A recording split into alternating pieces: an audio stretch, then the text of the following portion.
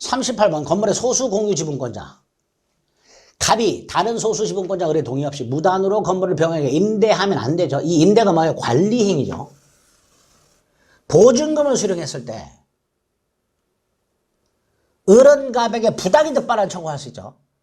이때 보증금은 부당이득 반환 청구 못합니다. 왜? 보증금은 나중에 병에게 돌려줘야 되는 거니까 이득이 아니에요. 그럼 뭐가 되는 거예요? 보증금이 아닌 보증금에 대해서 발생하는 이자가 있을 거 아닙니까? 이자. 이게 뭐예요? 이게 차입에 해당되는 거죠.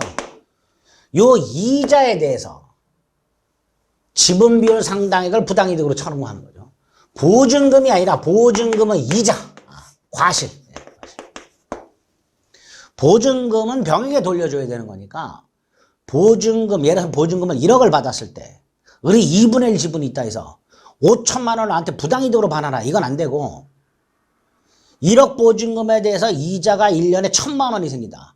그 1,000만 원의 2분의 1. 그거는 부당이득 반환 청구할 수 있을 뿐입니다. 조심하셔야 됩니다. 38번. 보증금은 병에게 돌려줘야 되는 것이기 때문에 이득이 아니다. 39번. 일동 건물의 대지에 관해서 구분 소유자 외에 다른 공유자가 있더라. 즉 아파트, 일동 건물 대지, 아파트가 있고 집합 건물. 여기 구분 소유자들이 있을 거 아니에요. 이 구분 소유자들은 대지에 관한 권리가 있을 거 아닙니까? 그런데 대지에 대한 권리만 있지 구분 소유권이 없는 자가 있어요. 이 대지에 관한 권리만 있고 구분 소유권이 없는 사람은 대지가 공유잖아요. 구분 소유자들은 주차장으로 사용하기도 하지만 구분 소유권이 없는 사람은 대지에 관해서 권리만 있지 대지를 사용 수익을 못 하잖아요.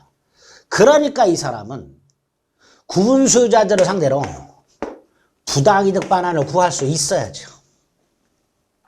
그게 39번이 됩니다. 구분 소유자 외의 대지 공유자. 원래는 아파트 구분 소유자들이 대지에 관한 권리를 갖고 있죠. 그런데 구분 소유권 없이 대지에 관한 권리만 갖고 있는 사람, 예컨대 뭐 유치원 부지가 요만큼 있더란 말이죠. 이런 사람들은 구분 소유자들을 상대로 대지 공유지분권에 기초한 부당이득 반환을 청구할 수 있다. 이렇게 되죠. 사실 공유물의 사용수익에 관한 공유자 사이 특약이 있을 수 있죠. 어떻게 사용수익한다 뭐 이렇게. 그 특약은 지분의 승계인에게도 승계가 됩니다. 여기 원칙이에요. 그런데 조심할 게 그 특약이 여기 키워드예요. 공유지분권의 본질적 부분을 침해하는 경우 이럴 때는 승계된다고 볼 수 없다 이렇게 됩니다. 그럼 나누는 거예요. 공유물의 사용수익 관리에 관한 공유자 간의 특약은 원칙적으로 특정 승계인에게 승계된다 이렇게 되겠죠. 반면에 그 특약이 공유지분권의 본질적 부분을 침해하는 경우에는 승계된다고 볼 수 없다 이렇게 되겠죠. 40번은 그렇게 판례를 나눠서 기억을 해두시면 되겠습니다. 41번 공유자적 1인이 자신이 아닌 다른 공유자의 지분권을 대외적으로 주장하면 안 되죠. 남의 공유 지분권을 지가 왜 주장해? 그죠? 그 주장하는 것을 보존행위로 볼 수도 없죠.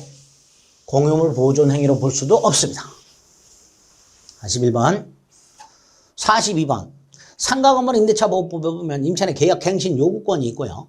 임대인의 정당한 사유 있으면 계약갱신 요구를 거절할 수 있죠. 이럴 때 거절 통지하는 것도 관리입니다. 임대차 하는 거, 임대차 계약을 해지하는 거, 임차인의 갱신 요구에서 거절 통지하는 거, 이게 다 관리 행위예요. 따라서 공유자의 지분의 과반수로 결정 이렇게 됩니다. 관리 행위라는 거 42번.